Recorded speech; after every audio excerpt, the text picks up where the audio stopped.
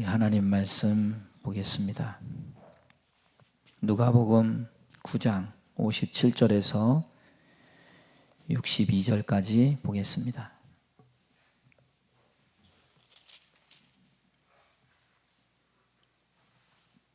우리 다 함께 한 목소리로 봉독하겠습니다. 길 가실 때에 어떤 사람이 여짜오되 어디로 가시든지 나는 따르리이다. 예수께서 이르시되 여우도 굴이 있고 공중의 새도 집이 있으되 인자는 머리 둘 곳이 없도다 하시고 또 다른 사람에게 나를 따르라 하시니 그가 이르되 나로 먼저 가서 내 아버지를 장사하게 허락하옵소서.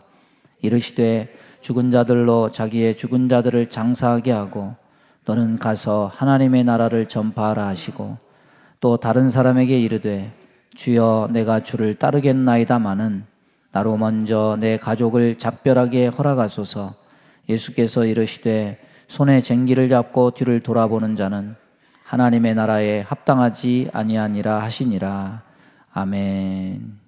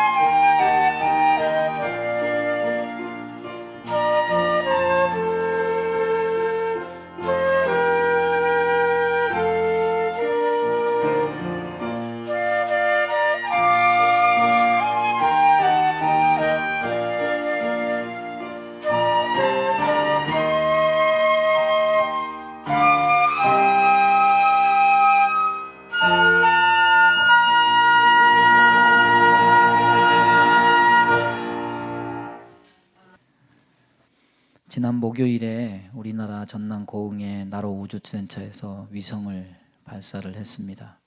우주에 뭔가 쏘는 것은 미국이나 옛날에 구소련이나 이런 나라만 하는 줄 알았는데 우리나라에서 거기서 발사하는 장면을 보니까 카운트다운하고 그 발사체가 하늘로 쫙 올라가는데 불꽃이 참 아름답더라고요.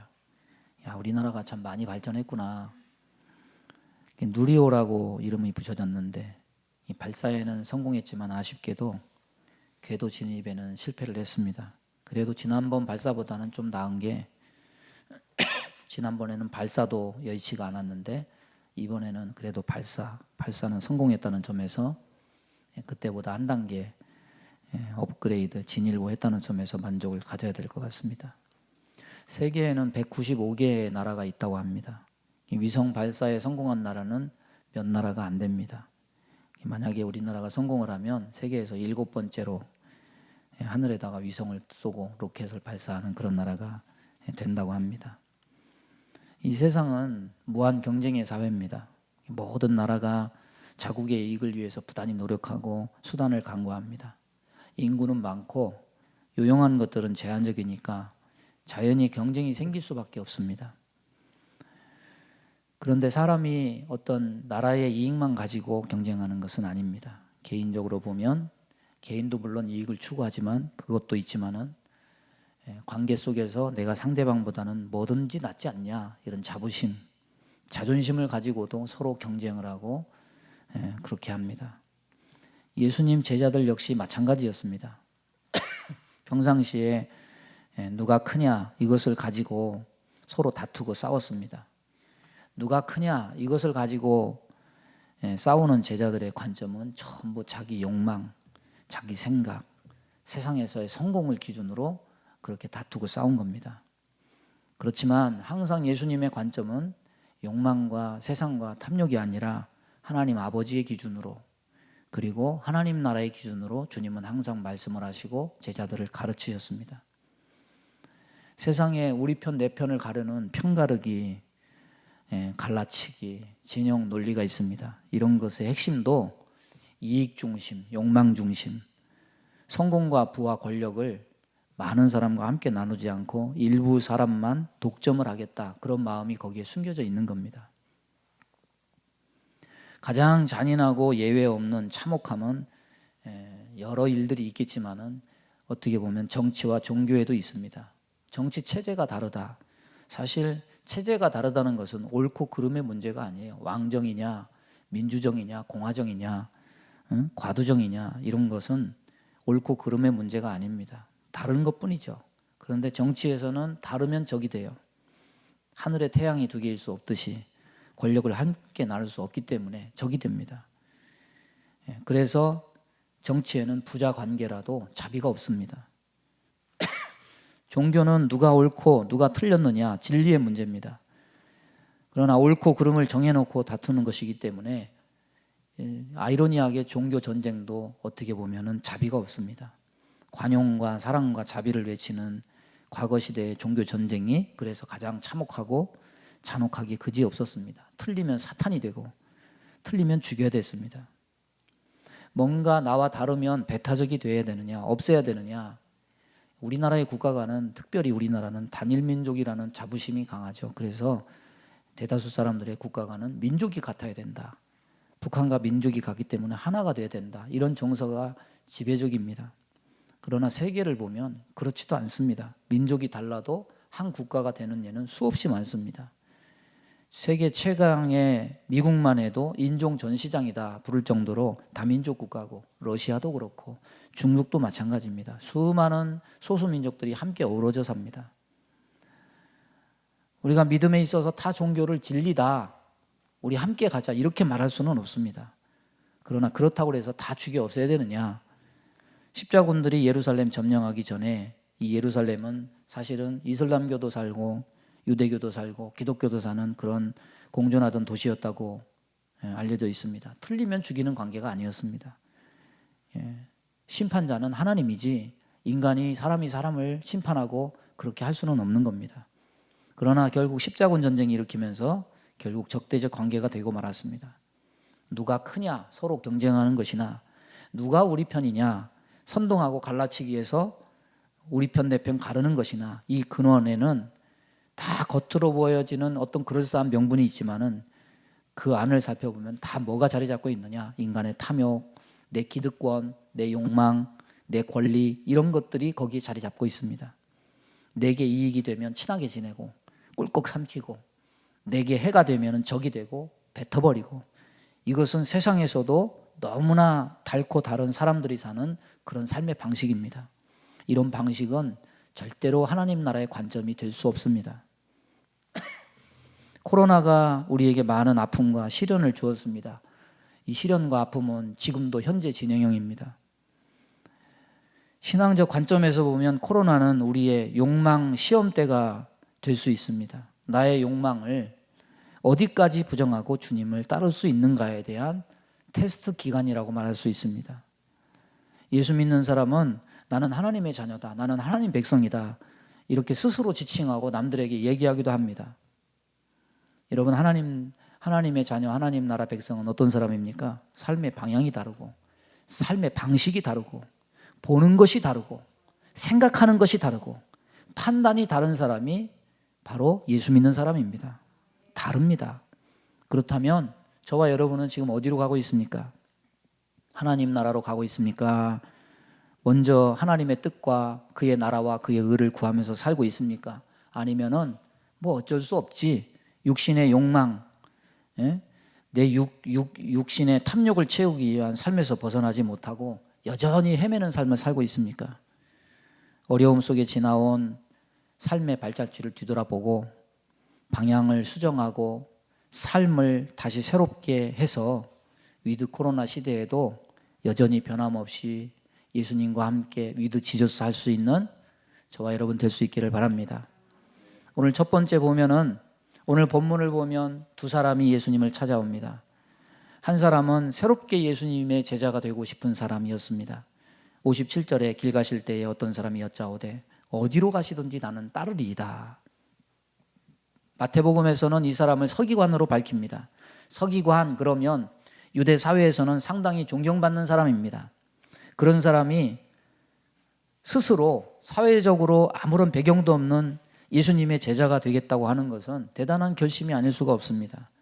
이것은 분명히 다른 베드로와 같이 어부였던 제자들, 사회적인 배경이 없는 제자들에게도 어쩌보면 고무적인 이유였을 겁니다. 이제는 사회에서 상당히 유력한 사람들도 예수님의 제자가 되려고 하는구나, 드디어 우리도 빛을 보고 인정을 받기 시작하는구나, 이렇게 생각했을 겁니다.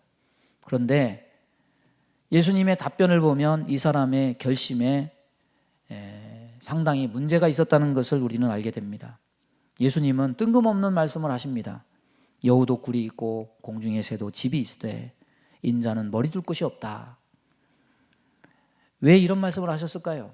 여러분, 서기관은 예수님의 제자가 되는 것이 쉽지는 않다는 것을 알았을 겁니다. 그래서 자기 나름대로 선생님 어디로 가시든지 저는 주님을 쫓겠습니다. 부름받아 나서님은 아골골짝 빈들에도 힘들어도 괴로워도 험한 산을 넘고 골짜기를 건너서라도 끝까지 따라가서 주님을 따르겠습니다.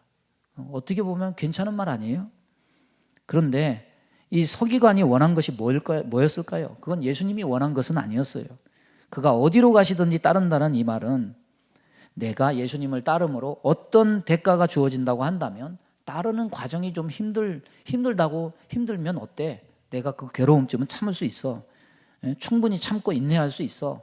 이런 마음으로 예수님을 쫓겠다고 말한 겁니다. 결국 따지고 보면 예수님을 따른다고 하는 제자들이 예수님을 향해서 가지고 품었던, 예수님을 징검다리 삼아서 나도 좀 출세 좀 해보자 이런 마음이나, 서기관이 품은 마음이나, 예수님 따라서 내가 원하는 것을 좀 얻어보자, 힘들어도 좀 그 기간은 좀 참자, 이 마음이나 별다른 차이가 없음을 우리는 알 수 있습니다. 세상 나라에 속한 백성들의 우선순위는 뭡니까? 그건 자기 사랑이에요. 세상을 사랑하는 거예요. 육신 중심의 삶입니다. 하나님 나라에 속한 백성의 우선순위는 뭡니까? 하나님을 사랑하는 거예요. 육신이 아니라 영혼에 초점을 맞추는 거예요. 하나님을 따른다고 해도 자기 사랑이 중심이 돼서 예수님을 따르는 사람은 항상 뭐 하느냐? 이해관계, 득실, 셈법을 따지죠. 내 이익을 위해서, 내가 해가 되지 않아야지, 손해보지 말아야지, 내 명예를 위해서 이것이 과연 내게 득이 될 수 있을까, 해가 될 수 있을까, 저울을 재고 고민을 하죠. 따지고 재봅니다. 어디로 가시든지 따르겠다는 그 말에 그래서 예수님은 그 사람이 전혀 기대하지 않았던 그런 대답을 하십니다. 여우도 굴이 있고 공중의 새도 거처가 있으되 오직 인자는 머리 둘 곳이 없다. 여우도 굴이 있고 공중의 새도 거처가 있다. 이 세상에 사는 사람은 뭐든지 가진 것을 의지하고 있다는 말이죠. 자기 기본 생활 베이스가 집입니다. 그러나 여러분 생각해 보세요. 사람이 집만 가지고 살 수 있습니까? 돈도 있어야 되고 지위도 있어야 되고, 사람이 살아가려면 이것저것 필요한 것들이 얼마나 많습니까? 예? 사람은 돈이 많이 들어요. 그래서 애들이 지나가면 그런 데잖아요. 야, 돈 지나간다. 예? 돈을 얼마나 많이 애들한테 쏟아붓습니까? 예? 그런데 예수님은 그가 원하는 대로 다른 것을 주실 수 있으시기는커녕 가장 기본 베이스인 예수님조차도 나는 내 머리 누일 집조차 없다. 나는 그런 것들을 너에게 줄 수 없다. 예수님은 그가 예수님을 진정으로 따르려면 이해관계를 버리고 득실을 떠나야 따를 수 있다는 것을 말씀하세요. 무엇보다도 그가 이 사회에서 누리고 있는 특권을 다 버려야 된다고, 그래야만 따를 수 있다고 말씀하세요. 예? 여러분, 주님을 따라간다는 것은 주님의 뒤를 따라서 간다, 주님과 함께 간다, 말은 좋죠. 그런데 주님을 따라간다는 것은 자기 기대가 충족되는 이상과 꿈을 실현하기 위해서 따라가는 것이 절대 아니에요. 설령 그런 능력이 있다 하더라도 그런 능력은 자기를 위해서 쓰려고 하나님이 주신 것이 아니라 다른 사람을 위해서, 다른 사람을 섬기라고 하나님이 주시는 것이기 때문입니다. 예수님의 별칭이 여러 가지가 있죠. 뭐 메시아, 그리스도, 여러 가지 예수님을 그렇게 부르죠. 그런데 누가복음에서 특히 예수님을 부르는 칭호가 하나 있습니다. 그것은 뭐냐면 인자입니다. 따라서 보겠습니다. 인자. 서기관이었다면 인자가 무슨 뜻인지 알았을 겁니다. 여러분, 우리나라 말로 인자가 무슨 뜻입니까? 한자인데 사람 인자에 아들 자자.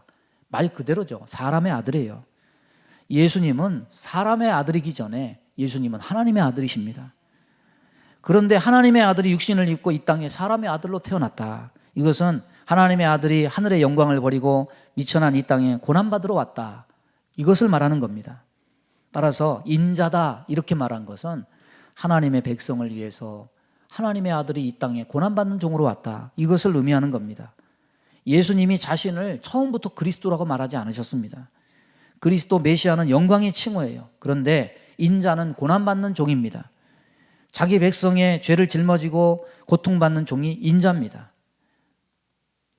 그래서 예수님은 진정으로 고통받는 자의 편에 서기를 원하셨고 그들의 고통을 자신이 지고 가는 것을 사명으로 받으셨어요. 제가 처음 성일교회에 와서 그때 강해를 시작한 첫 번째 성경이 예레미야서입니다. 그 예레미야서는 나라가 망하는 것에 대한 하나님의 선지자의 외침 아닙니까? 나라가 망했습니다. 나라가 망하기 전에는 그렇게 핍박받더니 나라가 망한 후에 이제 왕도 죽고 귀족과 모든 사람들을 다 잡아가서 그 땅에는 별 볼 일 없는 사람만 남았어요. 그래도 통치는 해야 되니까 나라가 망한 후에 유다 땅에다가 사람들이 있는데 거기에 그다랴라는 사람이 총독이 됩니다. 근데 그렇게 세월이 한 3개월쯤 지났는데 이스마엘이라는 사람이 반역을 품고 그다랴를 살해하고 도망을 가요. 그랬더니 이제 통치자가 없어요. 가레아의 아들 요하난이라는 사람이 바벨론이 두려워서 백성들을 이끌고 애굽으로 갑니다. 예레미야는 나라가 망하기 전에 멸망을 선포한다고 해서 그렇게 구박받고 핍박받습니다. 왕과 귀족들, 백성들의 박대받고 마치 매국노처럼 멸시받고 위협받다가 나라가 망한 후에는 이제 자신의 예언은 그대로 성취가 되고 위협받던 자들이 다 사라져요. 오히려 바벨론이 자기에게 협력하는 자인 줄 알고 이 예레미야를 좀 존대하고 편안하게 해주려고 했는데 예레미야는 다 사양하고 그 땅에 남습니다. 여러분, 개인적으로 보면 이제 하나님의 뜻도 다 성취되고 이제 좀 편안하게 위로받고 쉴만한 때 아닙니까? 그런데 그것도 잠시예요. 이 가레아의 아들 요하난이 백성들을 끌고 애굽으로 다 가려고 하는데 예레미야도 그 백성과 함께 애굽으로 가요. 나라가 망하기 전에 유다의 최후의 왕 시드기야가 나라가 망하기 전에 하나님의 뜻을 묻습니다. 이 왕은 정말 줏대가 없는 왕이에요. 이렇게 얘기하면 여기에 쏠렸다가 친아들이 이렇게 하면 저렇게 또 쏠려요. 하나님의 뜻을 예레미야에게 와서 묻기는 묻는데 묻기는 묻고 결과는 결국 자기 뜻대로 행합니다. 그런데 함께 따라간 백성들도 똑같아요. 이들도 예레미야에게 우리가 애굽으로 가면 어떻게 되겠느냐? 하나님의 뜻을 묻습니다. 하나님의 뜻은 뭡니까? 너희들 절대로 애굽으로 내려가지 마라. 애굽으로 내려가면 너희들 다 망할 것이다.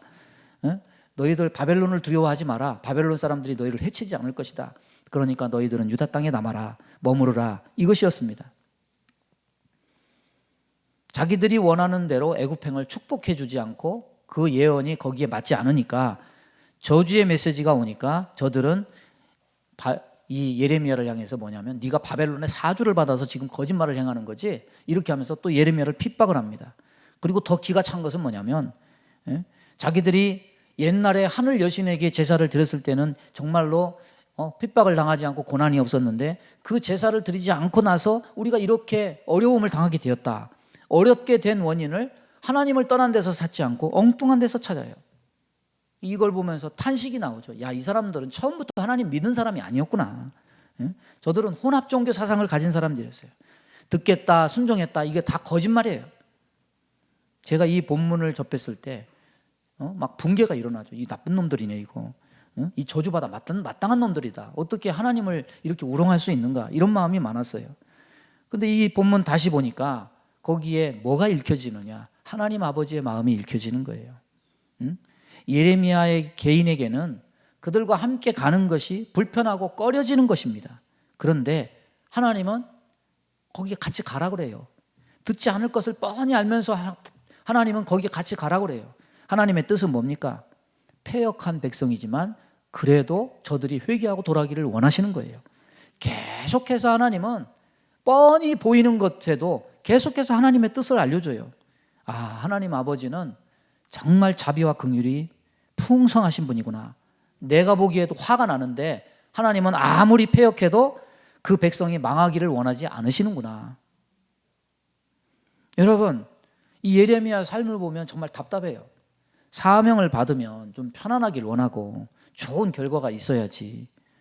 그런데 이 예레미야를 생각해 보면 예레미야는 무슨 죄를 지어서 그렇게 계속 힘들게 살아야 됩니까? 나라가 망하기 전에는 매국노라고 핍박받고, 나라가 망한 후에는 자기들 원하는 대로 예언하지 않는다고 남은 자들에게 또 핍박을 받아요. 사실 예레미야는 잘못한 게 아무것도 없습니다.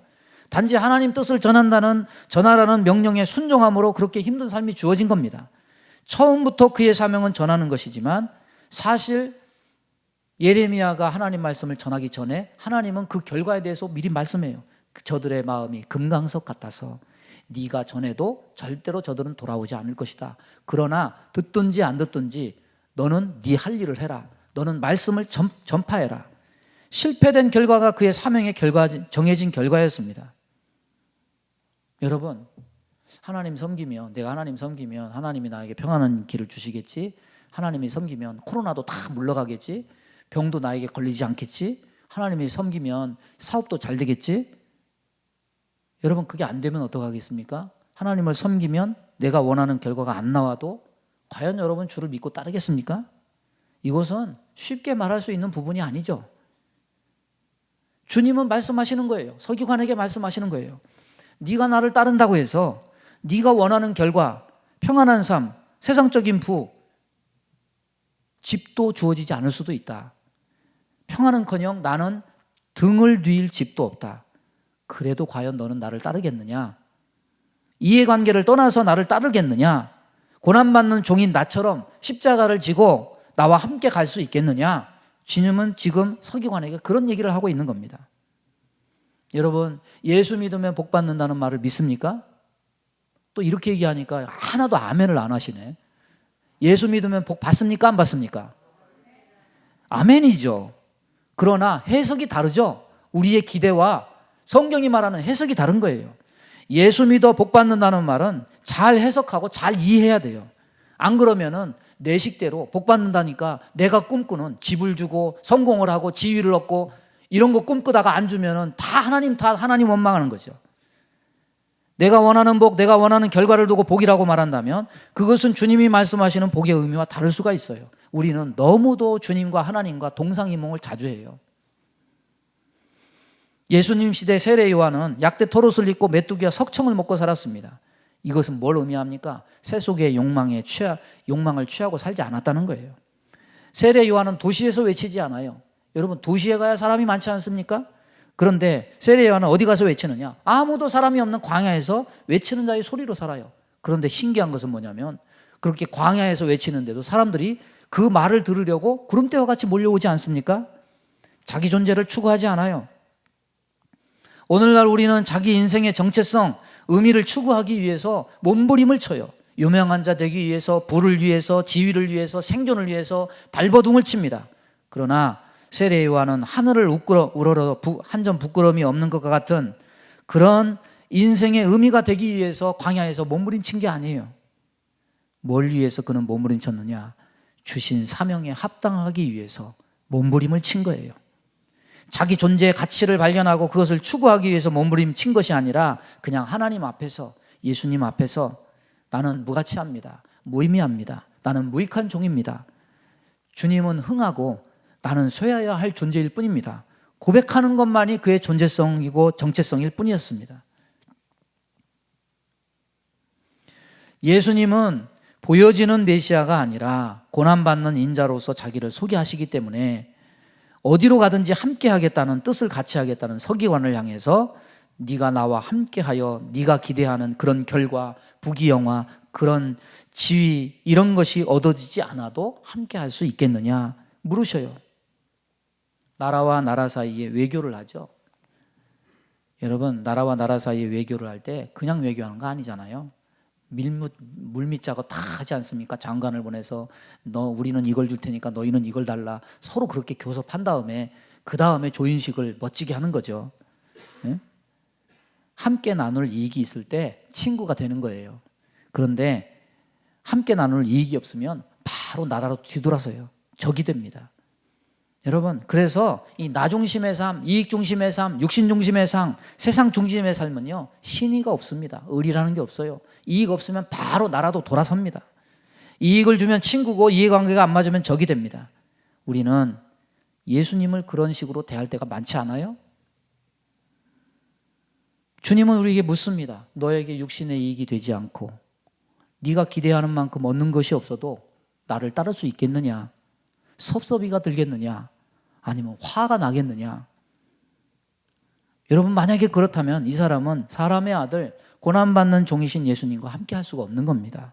왜냐? 이 사람은 자기 몫의 십자가를 질 수 없기 때문에.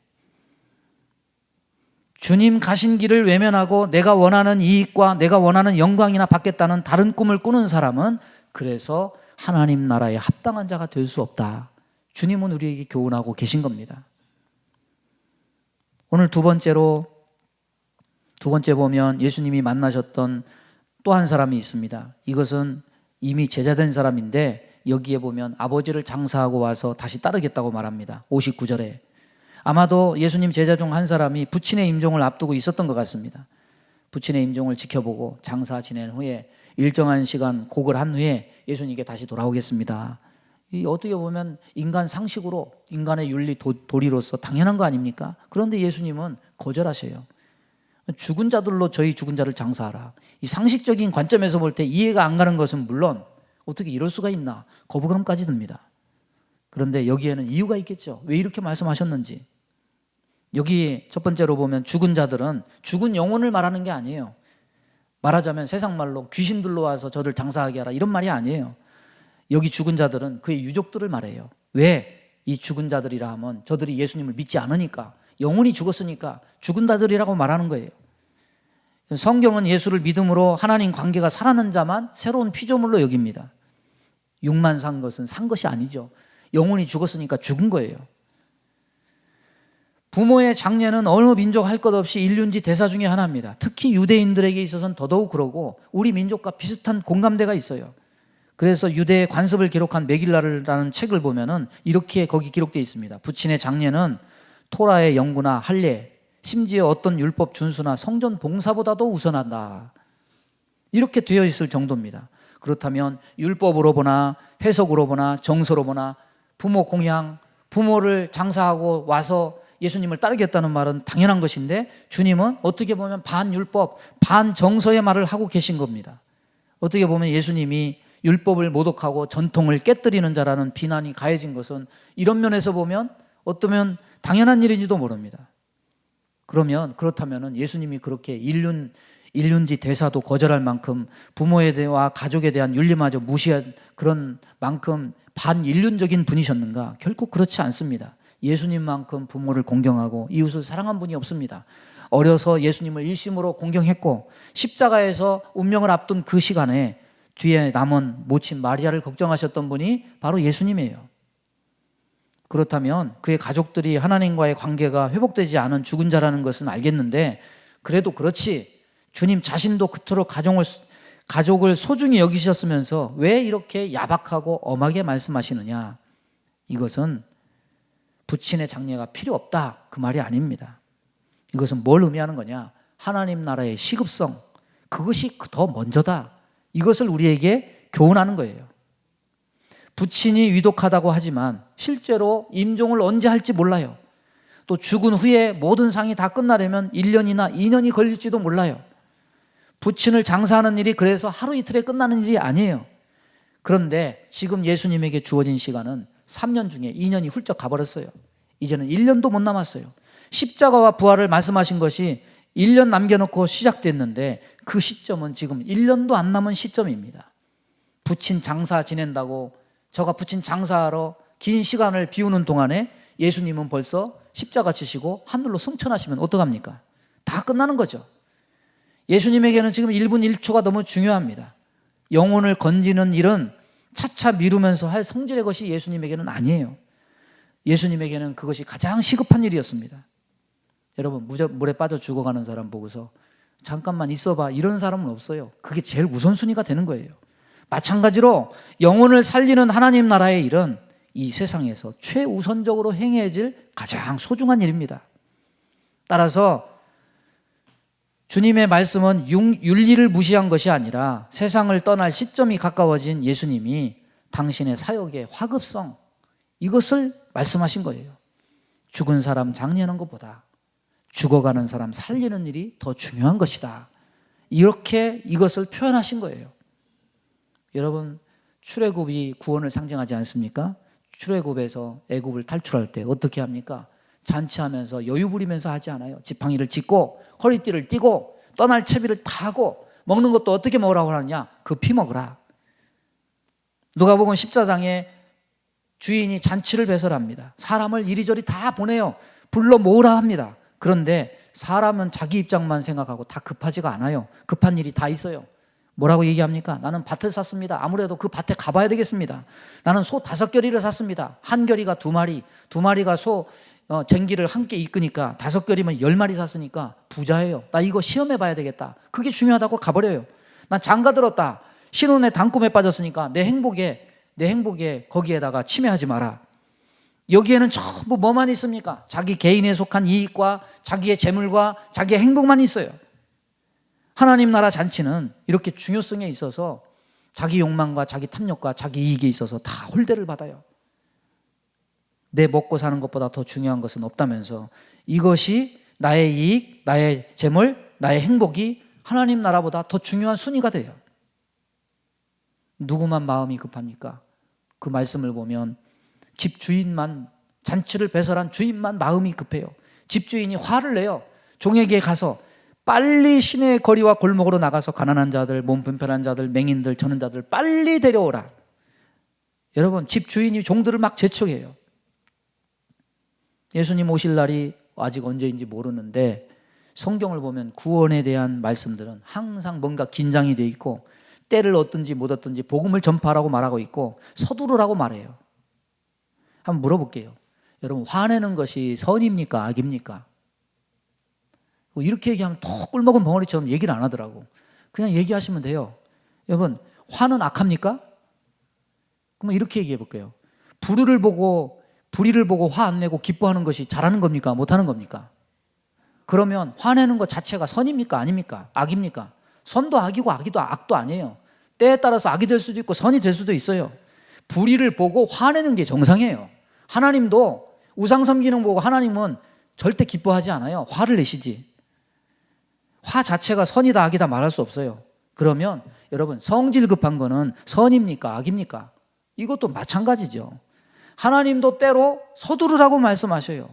그래서 성질 급하신 하나님 때문에 저는 조금 위로를 받아요. 제가 성질이 급해가지고. 예? 그런데 성질 급한 대상이 달라요. 인간은 자기 뜻, 자기 행복, 자기 목적을 이루기 위해서 서두르고 재촉하지만 하나님은 사람을 살리는 일에 서두르시고 재촉하신다는 겁니다. 복음에는 화급성이 있습니다. 하나님은 복음 전파에 여유 부려라 그렇게 말씀하지 않습니다. 여러분 지나간 세월 보세요. 거리돈조 없어졌어요. 대학교의 학원전도 모든 선교단체 다 문을 닫았어요.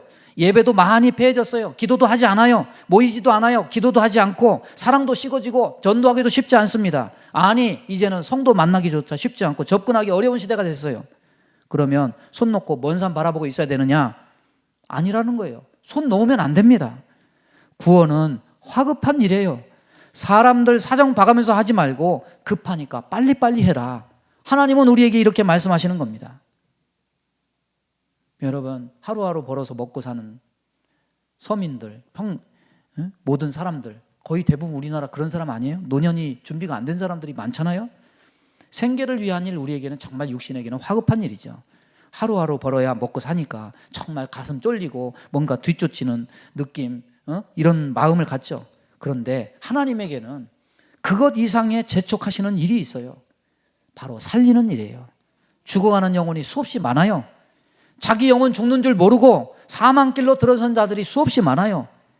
이것을 보지 못하는 자가 하나님 나라에 합당치 않다는 거예요. 이미 죽은 사람 장례하는 것이 중요하냐? 아니면 죽어가지만 아직 소망은 있어서 그 생명 살리는 것이 더 중요하냐? 앰뷸런스는요, 죽은 사람 싣고 가는 장례를 위해서 앰뷸런스 있지 않아요. 그건 장례차가 하면 돼요. 앰뷸런스는 살릴 수 있는 사고당한 사람을 위해서 있는 거예요. 앰뷸런스가 사고로 죽은 자를 싣고 갈 때는 화급하게 가지 않아요. 그럴 필요가 없어요. 그런데 아직 숨이 붙어 있어요. 그런데 조금만 시간이 늦으면 위험해요. 빨리 가야 돼요. 그러면 경광등을 켜고 소리를 내고 그것도 안 되면 방송으로 비키세요, 비키세요. 예? 소리를 치면서 그렇게 화급하게 달려갑니다. 여러분, 복음이 그냥 믿는 자의 육신의 안위와 보호만을 위해서 존재한다고 생각합니까? 여러분이 하는 일보다 여기서 예배하고 기도하고 여기서 하나님 나라를 위해서 전도하고 이렇게 하는 일이 하찮고 미뤄도 되는 일이라고 생각합니까? 하나님의 일은 생명을 다루는 일이에요. 따라서 보겠습니다. 하나님의 일은 생명을 다루는 일이다. 생명을 살려서 하나님 나라에 드리는 일입니다. 미룰 수 없어요. 하찮은 일이 아니에요. 내 관점에서는 급하지가 않아요. 내볼 일이 있으니까. 그러나 하나님 나라는, 하나님에게는, 하나님 나라 복음에는 이것이 너무나 화급한 거예요. 이런 배경 하에서 예수님은 또 내가 가족과 작별한 후에 주님을 따르겠습니다. 그 사람을 향해서 또 이렇게 얘기하죠. 쟁기를 잡고 뒤를 돌아보는 자는 하나님 나라에 합당치 않다. 사람이 뭘 원합니까? 먹고 마시고 시집가고 장가가고 뭘 마실까? 뭘 입을까? 뭘 마실까? 그냥 사람은 좀 여유 있게 사는 거 원하지 않습니까? 솔직히 얘기하면 평범하게 여유 부리는 자기 삶을 살고 싶어 하지 않습니까? 그런데 그렇게 수고하고 일군 삶 결국은요 생명도 재산도 다 내놓고 아무것도 가진 것 없이 떠나는 것이 우리 인생이에요. 그러나 하나님 나라는 생명이 소멸되지 않아요. 하나님 나라는 기업이 소멸되지 않아요. 그중 생명은 너무 소중하고 화급해서 미룰 수가 없어요. 여러분, 세상 사람도 얘기하죠. 돈 있고 뭐 있으면 뭐 하나, 건강 잃으면 다 소용없지. 생명이 없으면 아무 의미가 없어요. 여러분, 뭐 때문에 그렇게 바쁘고 화급하고 마음에 여유가 없고 스스로 닥달하고 그렇게 재촉하며 삽니까? 아버지는 우리의 영혼과 생명을 향해서 너 그런 것에 안달하지 말고 생명을 구원하는 일에, 생명을 재촉하는 일에 네가 온전히 헌신해야 하나님 나라에 네가 합당한 자가 될 수 있다. 우리에게 이렇게 말씀하시는 겁니다. 말씀을 정리합니다. 하나님 나라에 합당한 자는 어떤 자입니까? 세상 이익의 잣대를 가지고 주님을 따르는 사람이 아니에요. 예? 여러분, 우리 교회 저 전남 고흥에 지금은 은퇴하신 부산교회 그 여목사님, 평생 시골에서 결혼도 안 하고 그렇게 혼자 복음을 위해서 수고해요. 나중에 성도 한 명 남았어요. 그분이 선교비 보내면 항상 전화를 하면 미안해가지고 저한테 보고할 것이 없다고, 죄송하다고. 목사님 그런 소리 하지 마세요. 목사님이 젊었을 때 그 젊은이들 다 키워서 도시로 보내서 도시교회 목사님들이 그렇게 그렇게 목회할 수 있는 거 아닙니까? 예? 그런 분들에게 도의적으로라도 도시교회에 있는 분들이 갚아야 되는 거 아니에요? 사람의 눈으로 보면 남는 것이 없어서 목회 실패했다고 말할 수도 있습니다. 하지만 그런 분들의 희생으로 인해서 하나님 나라는 일궈진 것이고 복음을 들은 사람들이 어디든지 가서 헌신하게 된 거예요. 신앙을 자기 이해관계로 우리가 접근하면 곤란해요. 이익이 안 되면 결국 다 섭섭이 들고 결국 실망하게 되지 않습니까? 하나님 나라에 합당한 자는 복음이 생명의 구원의 화급성을 다투는 일임을 알고 이 일에 순종하고 헌신하는 사람이에요. 여러분, 교회는 영혼의 응급실이에요. 복음은 생명을 구하기 위해서 켜지는 앰뷸런스 소리예요. 응급실이 총각을 다툽니다. 영혼의 응급실은 항상 긴장 상태에 있어야 돼요. 시간이 없어요. 하나님은 화급을 다투라고 해요. 이 사람이 하나님 나라에 합당한 자가 될 것입니다. 이런 마음으로 위드 코로나 시대에 움츠러들지 말고 나의 이익이 아니라 하나님의 이익, 하나님 나라를 위해서 하나님 나라에 합당하게 쓰여지는 저와 여러분 되기를 주님의 이름으로 축원합니다. 우리 주여 한번 부르고 통성으로 기도합니다. 주여 하나님 아버지, 오늘도 주의 말씀 주셔서 감사합니다. 이 말씀 듣고 믿음으로 살고 은혜 안에 살고 소망 안에 사는 자들 다 될 수 있도록 인도해 주옵소서. 감사하며 예수님의 이름으로 기도하옵나이다. 아멘. 믿음의 손을 가슴에 얹습니다. 몸이 아픈 곳에 손을 얹습니다. 하나님 아버지, 언제나 내 중심, 이기적으로 내 한 몸을 위해서 그렇게 모든 사람들이 살지 않습니까? 하나님, 이 육신 중심의 삶을 버리고 내 이익이 아니라 십자가를 지고 주님의 길을 가신 그 주님의 뒤를 뒤따라서 하나님 나라의 일에 동참하는 자들 다 되게 인도해 주옵소서. 하나님 아버지, 무엇이 그렇게 급합니까? 무엇이 그렇게 우리를 뒤쫓고 있습니까? 하나님, 우리 생활의 염려, 인간의 육신을 보존하기 위한 이 모든 것이 우리를 집어삼키지 않습니까? 이 코로나 시대에 하나님 더 큰 믿음 주셔서 그것보다 더 중요한 일이 생명을 구원하고 영혼을 구원하는 일임을 분명히 기억하고 이 일에 헌신하고 쓰여지는 백성 다 되게 인도해 주옵소서. 우리 마음 가운데 원망, 불평, 시기, 질투, 미움, 다툼, 이간질하며 불순종, 불신앙케 하며 불안, 초조, 염려, 근심, 두려움을 주는 모든 어둠은 다 떠나갈지어다. 성령님, 우리 마음을 주장하여 주옵소서. 우리의 닫힌 마음, 영혼을 열어 주옵소서. 그리하여서 소망 있는 삶, 하나님 나라에 온전히 헌신하는 삶을 사는 자들 다 되게 복을 허락하여 주옵소서. 몸이 연약한 곳에 손을 얹고 기도합니다. 손을 얹은 곳마다 주의 보혈로 씻어주시고 성령의 불로 태워 주옵소서. 예수 이름으로 명하노니 모든 병만은 다 떠나갈지어다. 주님 깨끗이 치료해 주시고 건강한 몸으로 죄짓지 말고 정강한 몸으로 탐욕을 위해 살지 말고 하나님 나라를 위해 귀하게 열매 맺으며 사는 복된 백성 다 되게 복을 허락하여 주옵소서. 예수님의 이름으로 축복하며 기도하옵나이다. 아멘.